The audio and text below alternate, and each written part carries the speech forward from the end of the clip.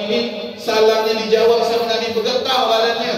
Kemudian dia berkata, atujibu nidai wa ana ala ghairi dini. Wahai Muhammad, kau jawab panggilanku padahal aku tidak beragama dengan agamamu. Kau jawab panggilanku padahal aku orang Yahudi. Kau jawab panggilanku padahal aku orang kafir. Kau bisa? Maka dijawab sama Rasulullah, ma ajabtu nida'aki illa qad alimtu anna Allah qad hadaki. Aku tidak jawab panggilanmu, kata Nabi, kecuali aku sudah diberitahu sama Allah bahwa kau akan masuk Islam, kata Rasul sallallahu alaihi wasallam. Maka akhirnya berkat tetangga mengadakan maulid, perempuan ini mimpi dan di dalam mimpinya dia bertemu Rasulullah. Bukan hanya bertemu Rasulullah, bahkan dia masuk Islam di dalam mimpinya, masuk Islam langsung di tangan Nabi Muhammad sallallahu alaihi wasallam. Luar biasa. Terbangun perempuannya, terbangun, menangis dia, mengenang perjumpaannya di mimpinya itu dengan manusia yang terbaik, yaitu Nabi Muhammad sallallahu alaihi wasallam. Kemudian dia berkata di dalam hatinya, besok malam aku mau mengadakan maulid. Besok malam aku harus mengadakan maulid, kata perempuan ini. Kenapa? Berkat tetangga aku mengadakan maulid, aku mimpi Nabi dan masuk Islam di tangan Nabi. Besok aku harus mengadakan, kata dia. Datanglah pagi hari, dia mau datangi lakinya, mau ngasih tahu bahwa dia dah masuk Islam, mau ngasih tahu takut-takut, ya. Masalah beda agama ini kan masalah besar, ya. Kasih tahu dia masih takut istrinya. Akhirnya dia diam-diam dulu. Akhirnya dia berpikir, udahlah, apapun yang terjadi aku harus ngasih tahu suamiku. Apa yang akan terjadi aku harus ngasih tahu suamiku. Akhirnya dia datang kepada suaminya. Ternyata dia bertemu suaminya lagi sibuk. Suaminya lagi belanja, suaminya lagi masak masakan banyak, suaminya lagi ngundang orang ramai. Istrinya nanya, wahai suamiku, katanya, kau ni ngaku kayak sibuk kenal, mau ada acara yang besar gitu. Kata suaminya, iya, malam ini aku mengadakan acara, kau siap-siap ya? Acara apa, kata istrinya? Malam ini, kata suaminya, aku mau mengadakan acara manusia, seorang Nabi yang malam tadi kau masuk Islam di tangannya, kata suaminya. Terkejut istrinya, kau dari mana lelaki kau tu? Aku belum cerita sama dia, kau bisa dia tahu? Tanya, wahai suamiku, kau tahu dari mana? Aku kan itu kan dalam mimpi. Hanya kita dengan Allah yang tahu. Kok bisa kau tahu? Kata suaminya, ketahuilah, malam tadi setelah kau masuk Islam di tangan Nabi Muhammad, kau terbangun. Setelah kau bangun, Nabi Muhammad masuk ke dalam mimpiku. Nabi Muhammad ngasih tahu aku bahwa kau dah masuk Islam di tangannya. Dan ketahuilah, wahai istriku, kata suaminya, aku juga sudah masuk Islam di tangan Nabi Muhammad sallallahu alaihi wasallam. Bekat tetangga adakan maulid, suami istri Yahudi masuk Islam di tangan Nabi Muhammad sallallahu alaihi wasallam. Kita ni alhamdulillah sudah Islam, alhamdulillah. Syukur sama Allah, nikmat yang besar dari Allah melebihi nikmat yang lainnya, nikmat Islam. Insya-Allah berkat kita mengadakan maulid ini, ya Allah, mudah-mudahan yang punya dosa keluar dari tempat ini dosanya diampunkan sama Allah Subhanahu wa taala. Bapak Ibu yang dimuliakan oleh Allah Subhanahu wa taala, maka perayaan seperti ini ayo istiqomahkan, agungkan terus, besarkan terus. Jangan sampai orang mengatakan ini tak boleh. Kami tak mengadakan ini karena kami bahagia dengan kelahiran Nabi Muhammad sallallahu alaihi wasallam. Kalau ada orang mengatakan, kenapa kau merayakan maulid? Seakan-akan ingatkan, kenapa kau gembira dengan Nabi lahir? Orang mengadakan maulid, kenapa dia gembira dengan kelahiran Nabi? Orang nanya, kenapa kau mengadakan maulid? Seakan-akan dia nanya, kenapa kau gembira dengan Nabi lahir? Kami merayakan maulid karena kami gembira dan kami senang dengan kelahiran Nabi Muhammad sallallahu alaihi wasallam. Karena kami cinta kepada Nabi Muhammad. Bahkan jikalau cinta semua manusia ini dikumpulkan jadi satu, bukan cinta orang Sukaharja ya, cinta orang Indonesia, bukan, cinta semua manusia yang pernah hidup di umat Nabi dikumpulkan jadi satu, maka tidak akan sedikit pun menandingi cinta Nabi Muhammad sallallahu alaihi wasallam kepada kita. Nabi Muhammad cintanya sama kita apa? Nabi Muhammad itu berkata, wahai umatku, aku mencintai kalian, wahai umatku, melebihi cinta kedua orang tua kalian kepada kalian, bahkan cinta kalian kepada diri kalian sendiri. Bayangkan, orang tua cinta sama kita, Nabi dah cinta sama kita. Kita kan cinta sama diri kita ya. Tak mungkin ada api kita masukkan diri kita dalamnya. Tak mungkin. Karena kita sayang dalam diri kita. Ketahuilah Nabi Muhammad lebih cinta kepada kita, melebihi cinta kita kepada diri kita lagi. Ada cintanya Nabi Muhammad SAW. Apa buktinya? Benar tak cinta Nabi ini? Cinta Nabi tak kayak cinta kita. Kita ngomong cinta ya. Apa buktinya? Tak ada. Nabi memberikan bukti. Suatu hari Nabi Muhammad pernah didatangi malaikat. Ya Muhammad, kata malaikat, aku adalah utusan Allah. Aku membawa pesan dari Allah. Engkau wahai Muhammad mendapatkan 3 doa mustajab. Engkau wahai Muhammad mendapatkan 3 doa yang pasti dikabul sama Allah. Jadi Nabi Muhammad tu mendapatkan 3 doa yang pasti dikabul. Minta apa pun dikabul. Fas'al ya Muhammad. Maka mintalah wahai Muhammad. Maka apa kata Nabi Muhammad? Minta kaya? Tidak. Kita kali, oi, kau mau apa? Pasti kabul. Pengen kaya dah habis-habis ya, tidak? Tidak. Nabi Muhammad dah minta itu. Doa yang pasti dikabul sama Allah. Nabi Muhammad berkata, Allahumma ghfir ummati. Ya Allah, kata Nabi Muhammad, ampuni dosa-dosa umatku, kata Rasul sallallahu alaihi wasallam. Itu doanya Nabi. Malaikat itu terkagum dengan doa Nabi. Kemudian berkata, wahai Muhammad, wa matsaniyah. Kemudian apa doamu yang kedua? Kan ada 3. Satu untuk umatnya, ampunkan dosa umatnya. Yang kedua apa? Kata malaikat. Maka Rasulullah SAW mengatakan, Allahumma ghafir ummati. Doa kedua Nabi apa? Ya Allah, ampunkan dosa-dosa umatku, kata Rasulullah SAW. Dua doanya sedikit pun tak mikir panjang lagi. Untuk umatnya semuanya. 2 doa mustajab.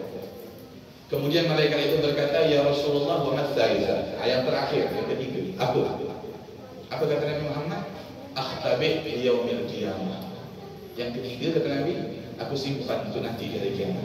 Yang ketiga aku simpan dulu untuk nanti hari kiamat. Kenapa Nabi simpan doa terakhirnya? Kenapa Nabi tidak panjatkan doa terakhirnya? Kenapa? Karena nanti di hari kiamat Nabi punya misi penting. Nabi punya tujuan besar dengan doa terakhirnya itu. Apa misinya? Apa tujuannya? Nabi akan menggunakan doa terakhirnya itu untuk menjadikan tidak ada satupun dari umatnya kecuali semuanya masuk surga bersama Nabi Muhammad sallallahu alaihi wasallam. Kata Rasul sallallahu alaihi wasallam. Maka apa yang kita korbankan jauh. Tak ada apa-apanya dengan apa yang dikorbankan Nabi Muhammad sallallahu alaihi wasallam. Apakah kita lupa Nabi Muhammad sallallahu alaihi wasallam sebelum meninggal beliau merasakan sakit waktu sakratul maut. Nyamuk mau ditarik tadi. Merasakan sakit Nabi ini. Dikatakan di dalam hadis, sakratul maut yang paling ringan itu seperti manusia kambing di kulit hidup. Kalau ibu-ibu mau tahu rasanya paling ringannya, bukan sedang-sedang, paling nyamannya mati itu seperti manusia di kulit hidup. Itu paling nyamannya. Gimana sedang-sedangnya? Gimana yang susahnya? Nabi Muhammad merasakan sakit, kemudian berkata, wahai Israel, apakah seperti ini yang akan dirasakan umatku nanti? Maka dijawab sama Israel, wahai Rasulullah, ini yang aku lakukan sama kau, ini yang paling ringan, yang paling nyaman. Adapun selain kau jangan tanya. Selesai, kata Israel kan. Lebih sakit pasti, lebih berat pasti, ini yang aku lakukan sama kau paling ringan, paling nyaman. Maka apa kata Nabi Muhammad? Kita kan dengan alhamdulillah paling nyaman ya. Nabi Muhammad dah gitu. Nabi Muhammad berkata, Israel, jadikan sakit sakratul maut semua umatmu, timpakan kepadaku semuanya, kata Rasul sallallahu alaihi wasallam. Bayangkan Nabi. Nabi sampai berpeluh, Pak. Sampai berpeluh Nabi itu meninggal. Kenapa? Kenapa sakit yang kita rasakan. Makanya sekarang kita melihat orang sakratul maut ya, nak sikit, sesak sikit, mati. Kok bisa nyaman kenal mati ya? Bukan karena ibadahnya dia matikan begitu, bukan. Seharusnya dia mati dengan kesakitan. Tapi kenapa orang sekarang mati? Sesak sikit, habis dah, alhamdulillah. Kenapa? Apakah dia ahli ibadah? Bukan. Karena zikirnya, bukan. Karena sedekahnya, bukan. Karena apa? Karena sakit yang harusnya dia rasakan telah ditanggung oleh kekasih kita, Nabi kita Muhammad sallallahu alaihi wasallam. Itu alasannya. Makanya orang mati nyaman. Bukan karena dia ahli ibadah, bukan. Sebulan-bulan lah ibadah aku juga. Kalau ditanggung sama Nabi. Kalau tak ditanggung sama Nabi, insya-Allah baring di sini, sakratul maut mati di sana, insya-Allah. Sakit-sakit sakratul maut. Kenapa orang Nabi tenang? Karena ditanggung sama Nabi Muhammad sallallahu alaihi wasallam. Itu cintanya Nabi. Itu cinta yang besar dari Nabi kita Muhammad sallallahu alaihi wasallam. Maka Bapak Ibu yang dimuliakan oleh Allah Subhanahu wa taala, di momen yang mulia ini ayo kita perbanyak cinta ini kepada Nabi Muhammad. Cinta yang bakal bisa menyelamatkan kita ni cinta sama Nabi ni. Kita ni mau selamat lewat mana? Seandainya lah ya, ini mudah-mudahan panjang umur semua insya-Allah. Amin ya. Seandainya lah mati 2-3 hari ni, ditanya sama Allah, "Kau masuk surga masuk neraka?" kata Allah. "Masuk surga lah kan dia. Kau punya apa masuk surga?" Jawab aku gitu. "Aku punya solat ya Allah." "Solat yang mana?" "Yakin 5 waktu." "Yakin setiap hari 5 waktu?" "Tidak juga. Untung-untung maghrib sembahyang." Tidak. Yang ada pun 5 waktu itu pun dengan pikiran kemana-mana, khusyuknya hilang. Lagi sembahyang, ibu-ibu kan pikiran lama dia sembahyang ni kan. Habis sinetron disambung, besok dia duduk ni kata dia. Mikir itu, bapak-bapak mikiran pekerjaannya. Tak khusyuk kita. Kita mau banggakan itu. Kita mau menggunakan itu untuk masuk surga. Tak mungkin. Punya sedekah yang mana? Sedekah kita penuh dengan tahu sedekah yang ikhlas itu seperti apa? Sedekah ikhlas itu seperti Sayyidina Ali Zainal Abidin. Setiap tengah malam dia bawa beras letakkan depan rumah orang. Pagi-pagi orang buka pintu rumahnya ada beras. Siapa ngasih tak ada yang tahu. Besok malam-malam letakkan gula, besok meletakkan ini, meletakkan ini, tak ada yang tahu. Kapan tahunya? Meninggal Sayyidina Ali Zainal Abidin. Sayyidina Ali Zainal Abidin meninggal, orang buka pintu rumah ni tak ada dia. Dia sudah ada. Besok buka ni, tak ada dia. Mana? 2-3 bulan tak ada dia orang ngasih. Baru orang tahu ternyata selama ini yang ngasih diam-diam itu telah meninggal, iaitu Sayyidina Ali Zainal Abidin. Itu ikhlas, baru jadi pahala. Ini sedekah kau dari mana? Kau dari rumah situ masjid bah. Apa? Ada mah duit sikit 10 juta dengan ngasih bah dengan banyak. Ya tak? Mana ada di pahala? Dia. Bahkan amalan-amalan yang mengharapkan ridha manusia, yang mengharapkan pujian manusia nanti di hari kiamat, amalan kita yang tak ikhlas kepada Allah itu akan dikumpulkan. Kemudian Allah akan berkata kepada kita, "Wahai manusia, kau beramal ini kan bukan kerana aku, karena dia kan, aku ambil, kau minta balasan sama dia. Jangan minta balasan sama aku. Bukan kau beribadah kerana aku," kata Allah. Hati-hati.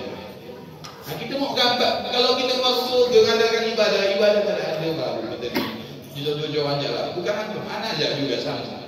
Maka tidak ada jalan yang cepat untuk masuk ke dalam syurga Allah kecuali jalannya Nabi Muhammad sallallahu alaihi wasallam. Maka momen-momen ini bagus nih.